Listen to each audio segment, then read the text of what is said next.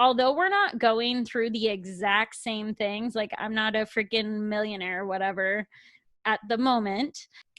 I will be soon. Hell yeah, we will. Watch this come up.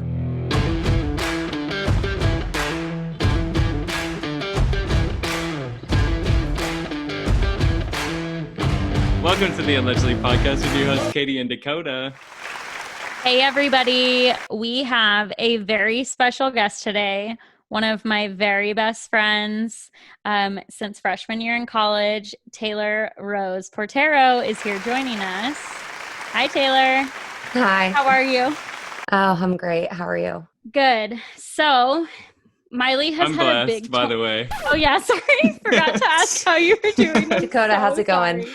I am so blessed. So, Miley has had a crazy 24 hours. Also, Tay has had a crazy 24 hours. And I think that, like, just to kind of intro for people who don't know Tay, she hosts the first and only, correct me if I'm wrong, Miley Cyrus themed podcast. So, Tay, do you want to kind of like give like a little rundown on you? Yeah. So I met Katie at ASU when we were freshmen, which was now like 8 years ago exactly, which is crazy. And I think Katie like remembers like one of the first things she knew about me was being obsessed with Miley. Like it's literally never changed. It's probably just grown. Jordan is my friend who we met through Instagram because of our love for Miley. And we've just gotten super close. She lives in Florida. I live in Arizona. And so just social media friends. And we finally met. We've seen her concert together. And in January, we were like, let's start a podcast. Why not? The people who will listen obviously love Miley. So it's not like they'll get annoyed at the topics. So we've just been working on that the last couple months. And it's just cool seeing it grow. But it hasn't like skyrocketed by any means. I think we've just been really lucky with the opportunities that have come up for us. And just everything in like the Miley stan world. So it's been cool.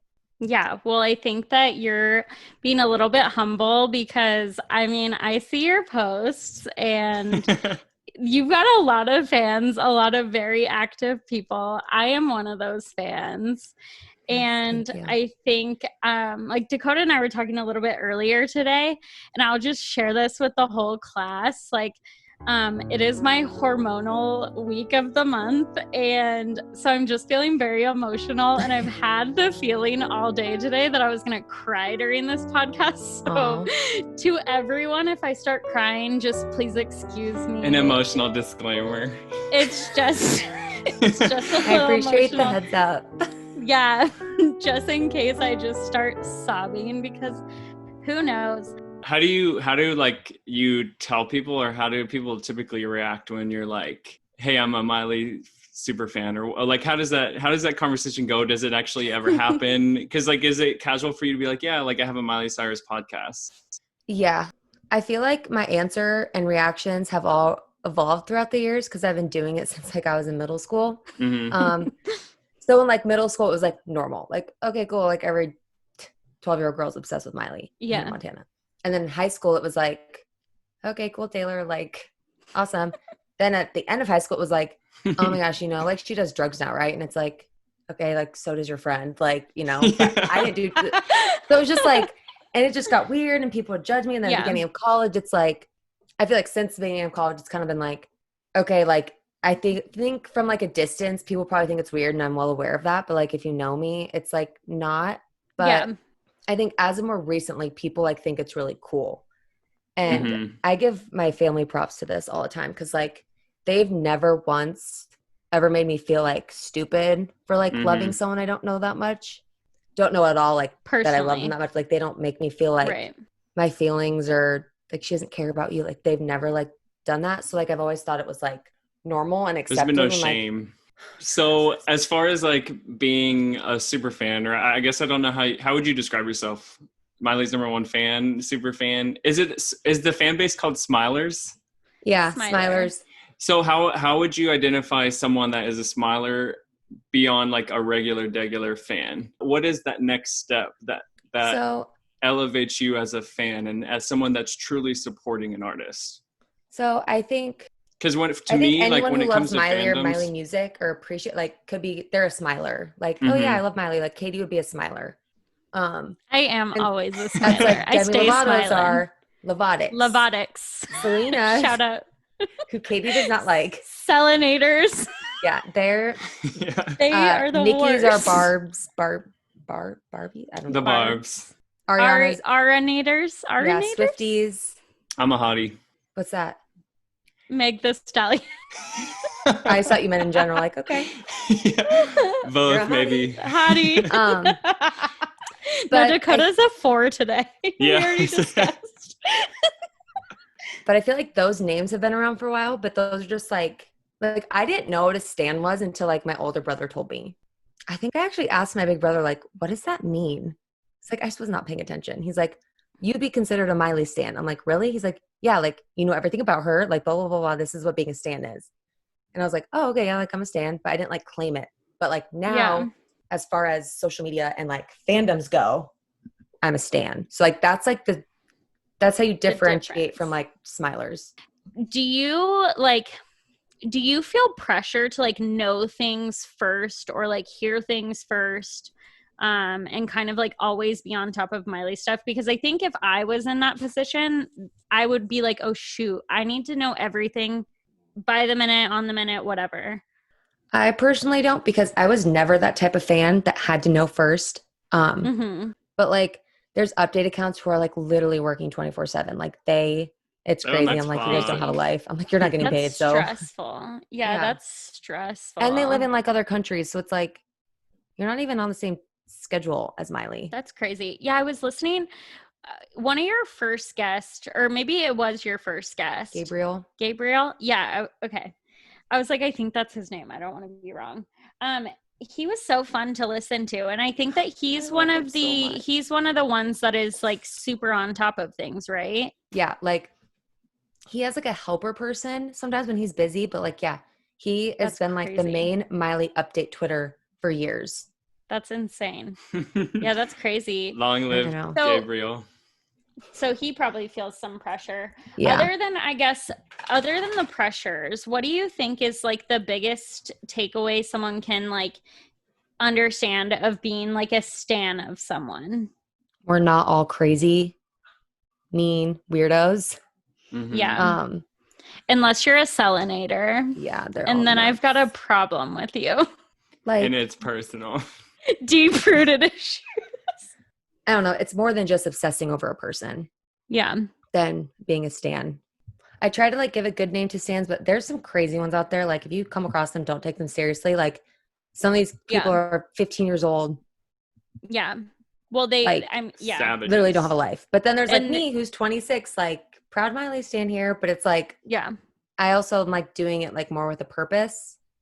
Totally. Through like the podcast and stuff. It's like, it's community building. Yeah. And it's just like, we're not all crazy. Well, last night when I had just listened to the song, I think I was maybe listening. I was in the middle of listening to the podcast, Call Her Daddy podcast. I'm sitting on the toilet and I look at my phone and I look at your story and I see Miley, and I was confused for a second because I kind of thought that you were like, I don't know, like I thought that it was like a Photoshop thing, and then I was like, wait, no, they're literally having a conversation, and that's where I freaked out and I messaged you and I was like, no freaking way, and then you started saying stuff and I was like, do not tell me anything. I was like, I want to talk about it tomorrow, but that is so crazy, and then I started crying. Well, it was just insane because it's like, you know, like in the waiting room, you see how many people are waiting. We're like watching the number go up. The babies are joining. All of a sudden we see MC and we're like, oh my God, ready? Holy shit. I would like shit myself. I know. I would shit myself. Because we didn't know how much time we'd have with her. And like, it sounded like 98% sure it would happen, but we didn't want to get our hopes up. And we're like stressing out now leading up to the release. And then we're enjoying the song. We're watching the music video. And then like, DM me, we're like, oh my gosh, it's happening. It's happening. Like literally that's how, like what crazy. It looks like. That's so crazy. I know, it doesn't even feel real still. So the one thing that I really liked, I tuned into your pod and correct me if I'm wrong, but your intro music is one of my faves of Miley's. Is it Baby Talk? Really? Yeah. I love Baby Talk. Whenever I play that song, I envision myself in a convertible for some reason, you know, because that's kind of just like the vibe. I think it's got like a slow movie reel kind of song. This is what I do. Mm-hmm. Yeah, that's rare for like. Most people don't know Baby Talk. Or a lot of people don't even know Dead Pets. Like it was just such a I love Dead random Pets. time for Miley. Like Dead Pets is, I feel like, the most underrated album of our generation. That's dramatic, but it really is so underrated. Like if you want to know Miley's like heart, you have to listen to Dead Pets. Well, I think I appreciate her as an artist putting out something like that, because if I had that same talent, I would want to make music in the exact same way, to where it's just like, yo, this is really funny. And I'm a humorous person. I think this song, Pablo the Blowfish, would be like kind of hilarious track. Let's just put it out there. You know what I mean? Like, and I think, and it's funny, but it's also like emotional for her. Mm-hmm. It's like, if you watch the videos of her performing Pablo the Blowfish live, like she's actually like crying about her dead blowfish, or the one that she let to see. I don't even know what happened. But like, yeah. So like when we were thinking of podcast names, I was looking at random songs, and I saw BB Talk, and I'm like, oh, what if we did MC Talk? And so like, that's why we named it that. So we're like, we have to use BB Talk as intro. And Jordan and I both love that song. Fans are your BBs. Yeah. So that's how we like came up with all that. That's so cool. And we like told Miley that last night on Zoom, and she's like, oh my gosh, I love that. And that's when she had us re-explain it for her Instagram live. But yeah, that is so cool. That's how that all kind of happened. What do you think is some of the biggest misconceptions of Miley? She said this in an interview, and it explains it pretty well. It's like something she said, people think she's a hot mess without a purpose. Like she's just a loose cannon. Like, yeah, from a normal person's standpoint, yeah.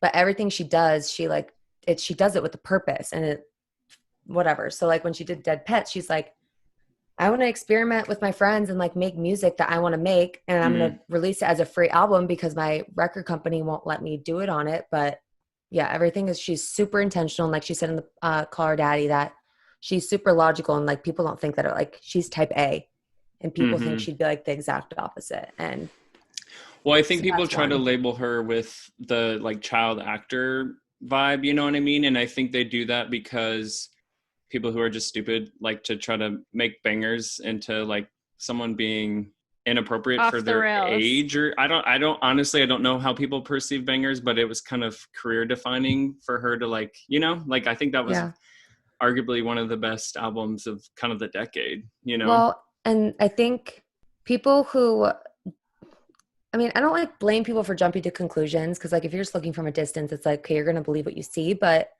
think about what you were doing at the age of 20. I was reckless. I was a mess. And now what is she doing now? Like she does things with a purpose, and she expresses it how she wants to, because she like has the freedom as an artist now to do it that way, because between ages 11 and 18, she had every single day planned out for her. Tour, show, everything. She's like, that's why I'm so OCD now. She's like, I had this schedule, and then I was done with Hannah Montana, and I did go crazy, which wasn't even that crazy for a little bit. And like, that's because no one was telling me what to do anymore. Like, I was like, okay, what do I want to do with my life? I don't have to report to Disney anymore. So it's like, imagine growing up since you're 11 and old men or old women telling you at the age of 13 that you're ugly. Yeah. Or you're a horrible role model. Like, she's like, that's like not a normal amount of pressure you would ever put on a person ever. You should never. But they were doing that for so long. It's like, I'm surprised she actually didn't go off the rails. I always tell people, I'm like, Miley is one of the few teen stars that hasn't gone to jail, hasn't gone to rehab, and hasn't like, and like, that's fine. Like if you go to rehab, like that's great. But it's like, you are acting like she's a drug addict or all these things. It's like, yeah, well, they're making her out to be the worst of them all, when she's probably at the end of the day one of the actually better ones. She's just most willing to actually like be herself, instead of being on a stage at all times, you know? Right. So I want to kind of get into your thoughts on Midnight Sky. So what did you think? Your thoughts first? Ooh, okay. I love a little reverse. Katie, get and then I'll build off of it. Do you want to go? Because I'll agree with whatever you guys are saying. Dak, do you want to go or do you want me to go? Ladies first. Okay. So I'll go. So Like, oh shit, let me back up for a second.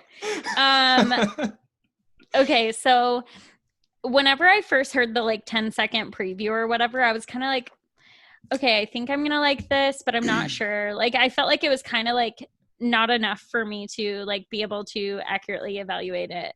And then when she went live last night, like I think 30 minutes before, I hopped on there, and when I started hearing the lyrics, I was literally like, this is what like my life is right now in the form of a song. And so then when the music video came out, I was sitting there on the little countdown and just like, I just sat there and was, I mean, I love the song. I don't need to be long-winded. I think the song is fantastic. Like, it just resonates with me so much. And I think that's what's cool and like kind of nice about Miley being so close to our age is that although we're not going through the exact same things, like I'm not a freaking millionaire or whatever at the moment. I will be soon. Hell yeah, we will. Watch this come up. No, but I feel like even though we're not going through the exact same things, we are in different ways. I think just like a lot of like emotions, and like I think she's openly talked about like struggles with like addiction, and I mean, I have had my own problems with that kind of stuff as well. So I think that I just relate to her a lot, and hearing her kind of talk about like heartbreak, but then also just being in a spot where she's like, you know what, I'm just free and I'm going to make myself happy right now is literally like the vibe I am trying to operate under right now. So this song is just like everything to me. I listened to it on repeat all night last night. So good. Yeah. Dak, okay. your turn. Ladies second. Okay, so like your review, you love the song. I think for me, it takes me some time to love a song. Like I never like a song off the first rip. You know what I mean? Like it takes me a couple of times to actually like fall in love, very similar to our like, personalities outside of just song listening for Katie and I. I think that I really like how the vibe is kind of retro. Like I'm like really into all that type of music now. I think The Weeknd's doing it, Dua Lipa did it. Now Miley's kind of on that train, and I really am excited for her to do it. I've like talked to a friend about this before, but the way that I like music, there's like, you know how they normally put a dot like in a triangle and it lands somewhere on like 3 different personalities or characteristics or whatever that is. So like for me, I like a song if it makes me move, if the lyrics like speak to me, or if someone can just like sing and like belt it. And I think, Miley's music always kind of falls in there. I think for me, I just like the vibe. Like I like the like track. I like the music video. It's in sync with the vibe. And I think that Miley's always had kind of like mature influences for her music. Like I think she's always made music for young people, but her inspirations are always like super mature, it seems like to me. Yep. So now like this song is kind of like, well, along with the hairstyle, it just seems like it's like pop maturity in a way that like I haven't seen in a while, So well, I think it's almost cool. like, yeah, it's almost like new age rock and roll kind of in a way. I don't know. She's so cool. She'll just do whatever the hell she wants, and I love that. So anyways, your turn, Taylor. Okay, well. You're like, I hate it.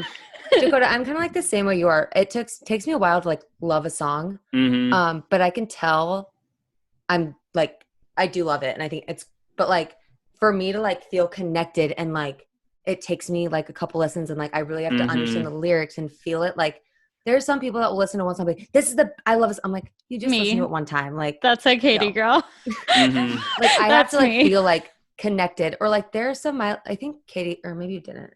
Someone asked me one time, like, is there a single Miley song you don't like? And I'm like, there's some that like I would never put on. Yeah. Like I'm gonna listen to this. For sure. But like, I don't think there's a song that I actually like hate or dislike.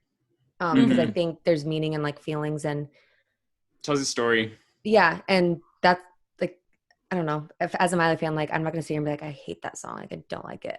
It's just not my thing.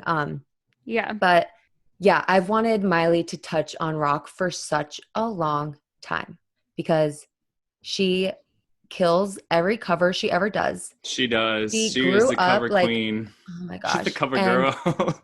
she grew up Easy listening to breezy, that type of beautiful. music. She really is, though. I know. And she's just, I've been waiting for this for so long, and I know she has too. Mm-hmm. Because she wanted to do the sound. She wanted to do this sound for her second EP after She Is Coming. That was supposed to come out a year ago, which is crazy. Which was Yep. supposed to have bad karma, like, and that's not happening. So just knowing like that it's revolved into this after everything she went through in the past year with the divorce and everything, it's just like, I'm just so happy for her. And like, Yeah. I got to tell her last night that I'm proud of her. And I really am, Yeah. because today Jordan and I were talking about like, think about Wrecking Ball 7 years ago. Heartbroken, hopeless, bawling over a guy. Okay. I'm laughing just because like yesterday, Dakota, I can't remember if I told you this, but yesterday when I was driving home from Carissa's at the end of my workday, it's like a 20-minute drive, and I listened to Wrecking Ball on full blasty for 20 minutes straight, just sobbing the whole drive. I don't know why, but like the Tom is what it was, but like. So like that, like young Miley, 21-year-old, like sad. Go to Slide Away last year. You have, Miley, who is done, and she's giving up on like what she thought they had and like all this stuff. And it's like, okay, like this is the beginning of their divorce. Now it's like Miley, the final outcome out of all of this. It's like, this is like what's finally closing that chapter for her. Because I feel like there's so many artists that release something and like it sounds the same, or like you don't really get the lyrics, but like Miley's just like I think it's so cool. Like, although I can't relate to this, I don't know if you noticed, but in the lyrics, she talked about this on the podcast. Like, she changes who she's referring to. You don't know if it's a guy or girl. Between guys. Like, it switches. And it's like, that's so freaking cool. And like, so like when I heard the song, I wouldn't have like stopped and thought like, this is like great for people who aren't only attracted to a guy or girl. Like, but the fact she pointed out, I'm like, oh yeah, because I'm just so used to Miley already doing those things and like talking like that. But I think it's important to address it.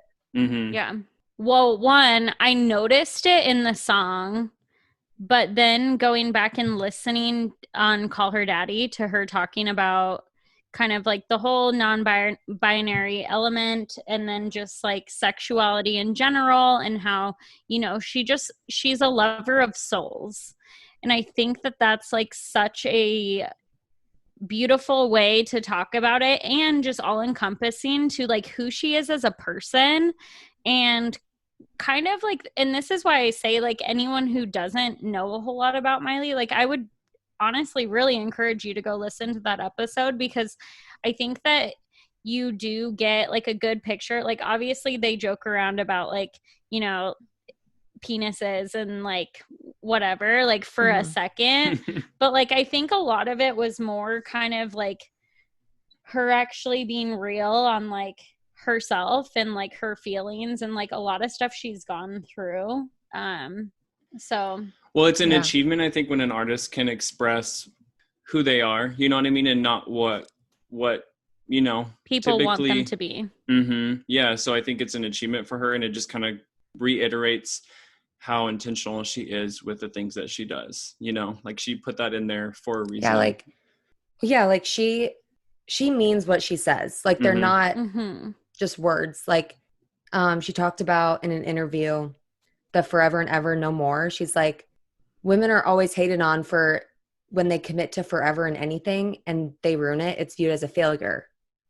And she's like, that's like, she failed at marriage. It's like, no, she's like, that don't blame me, because I'm like, she's like, I'm not the victim or whatever, but like, it's not my fault. I'm not a failure because of it. So she was like, we need to normalize, like, it's okay if forever doesn't work out, because like she said at a young age, you're told like your best friend's forever with a kid. It's like, no, like you're going to meet a lot more people in your life. But so it's like, I didn't even I thought forever and ever no more meant Liam, but it's like, there's more meaning behind that than just Liam. Yeah, no, I think that's super cool. So what did you what did you think of the Call Her Daddy episode? It was a lot. I loved it. Mm-hmm. One, I was very intrigued to know that the first people she ever hooked up with were women. 2 girls. Or female. 2 girls, she said. So that was like a shocking moment. I mean, not shocking now that I know her, but just like thinking back to like the days of like MySpace and stuff, whenever it probably was going on. Like, I mean, I don't think I was also old enough to kind of like know and understand all that kind of stuff, but knowing kind of like that's what was going on, I felt was interesting. I mean, I was talking to Dakota earlier and I was like, shit, Miley gave me some better advice on that episode than like some therapists I've had in my life. And I was like Olivia, sitting there Miley's crying.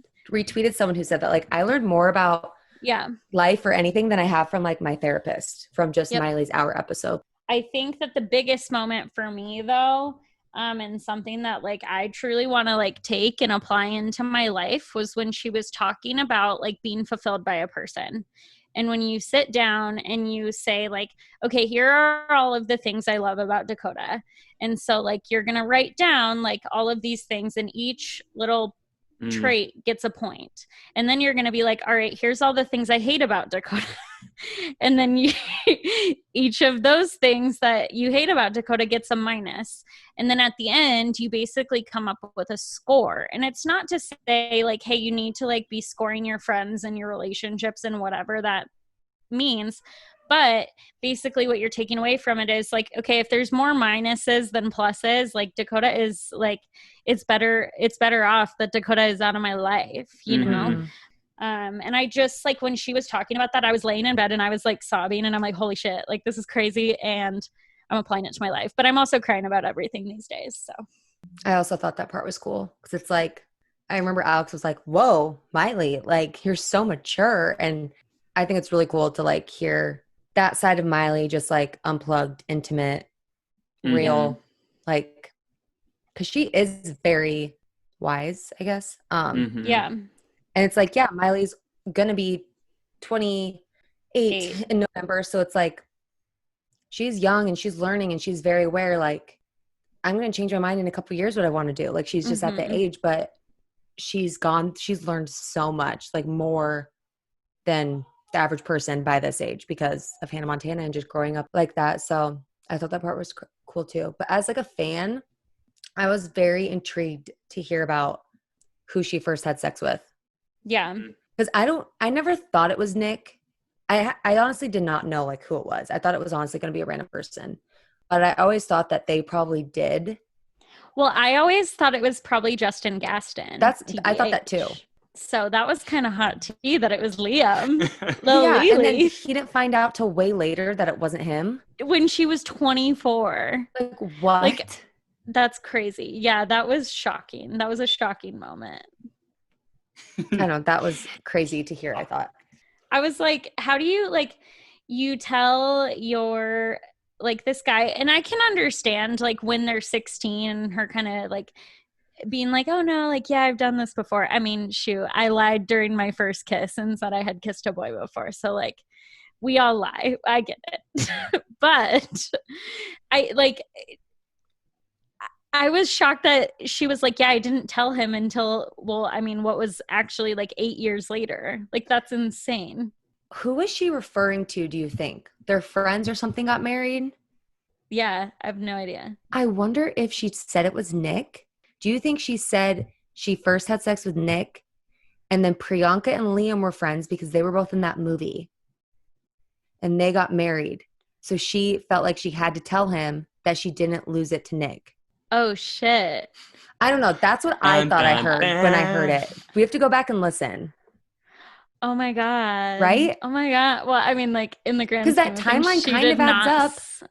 Yeah, in the grand scheme of things, she did not sleep with Nick. But, like, who else would she have said? I guess have said it was. Especially, actually, you know what? You may be onto something because if you think about, like, whenever the last song started being filmed, Nick flew out there and went jet skiing with her on Tybee Island. I will never forget the pics. So Nick was on the set of the last song. I'm not a fan of Nick Jonas. A big fan. I'm a Just big if anyone fan. listening was one. Yeah, one time Katie and I Zoomed with him. Oh my God. Wow. That was the craziest experience. So yeah, that might be, I mean, like, cause who else, maybe she did say Lil Nicky was her first dickie. I'll have to, I'll consult with some of their stands and try to find out some more information. If you, like for an upcoming album, who would be someone that you would want Miley to collab with that she hasn't collabed with yet? For me personally, I heard that's a rumor. For who? I heard a rumor that Nick and Miley are going to have a single together. But I think it's stretching it, but I kind of hope it's true because I think it'd be really good. But I mean, Before the Storm is iconic. It is really iconic. The thing is like, I don't like anyone besides Miley. No one like, knows. My dream, like Disney self, would probably say Miley and Selena. She would run over. Sorry, Selinator. She would run over. Sorry, but did you hear that album? Yeah. Listen, if it's a studio exclusive, maybe they could pull it off. But if they perform live, she gonna get ran over at the VMAs. Yeah. I think, Yikes! I'm gonna blow Michaela off the stage. I would love to see a little Miley Lady Gaga moment. Ooh, my voice cracked. I would love to see a Lady Gaga and Miley moment just because. Puberty. Yeah, I think I just that actually would be cool because especially with the sound of her last song or the song that she just released. Chromatica. No, Miley. Oh, sorry. I think with the release of this song, I think the sound and like the raspiness and the rock star-ish vibe is something that Lady Gaga kind of taps into a lot. Like it kind of sounds like Perfect Illusion a little bit, but in a like much different way. Yeah. And I said that to Jordan this morning, that her new song like reminds me of like Lady Gaga. Mm-hmm, they have very much like rock star-ish influences. And I would love for someone to try to whip up a little script for these two and like a script about like two lead singers in a band, you know, because that would be a movie that I would like to see. I want Dua Lipa, but I also think they're going to. I'm in love with Dua right now. Well, she said Dua has heard the song, right? So they probably were in the studio together. Well, she came out and said that they've been working on stuff. So they'll see, because I don't think Miley's album is like even like done. I would love to see that. So I would you know also who like I would old school like rock person or something. Like I don't even know who, but like I want something that'll be on the radio that everyone would like, including old people. So this is like not exactly an old person, but who just popped into my head that I think would be incredible is Adam Lambert. Okay, I see that. That was a good one. That one came out of Turning nowhere. it out. Damn, she's elevating the conversation. He's the lead singer of Queen now. Mm-hmm. So you just put like Miley featuring Queen. Honestly, that was AKA Adam Lambert. Honestly, goat you recommendation. Put it here. Honestly, Miley, if you're listening, you're welcome. That was strong. Okay, but like, Katie. Maybe not for her next album, but I would love Miley. What? I thought you were. No, I thought you were just turning down my idea, and I'm like, okay, no, I was warning you for what I was about to say because I know it would not fit on her next. Like, not this next album, but eventually, I would love a Shania Twain collab. Oh, that would be iconic. Maybe just like a little backyard session moment. Oh my gosh, yes! And you're welcome. I'm here with the suggestions. Singing. Like, You're Still the One. Yes, You're Still the One. Because she's saying that. I got you. I'm part of the voice. It's so good. Or just anything. I would die at Shania Twain and her doing backyard sessions. Yeah. Well, I'm Guys, I could talk about this for days, obviously. Yeah, same. Well, thank you so much for joining us. Let's real quick plug the podcast, plug your social media, plug everything. At MC Talk Podcast. Twitter, Instagram, and then from there you can find our personals and our individual fan pages. Short and sweet. I love it. You can check out the Zoom with Miley there too. Love that. And new podcasts of MC Talk out every Sunday morning. Yep. Love that. Cool. Well, for Dakota and I, Dakota is at Dakota Etheridge on all platforms because he's consistent. For me, I'm very inconsistent. So at Kate kt.hen on Instagram. My Twitter is back. What did I tell you? It would be back by now. At Katie Henry _. And I finally looked up my YouTube. My YouTube is Katie Henry. And of course, follow Dakota in my YouTube, allegedly with Katie and Dakota. Thanks for joining us, Taylor. Thank Love you. Stream Midnight Sky.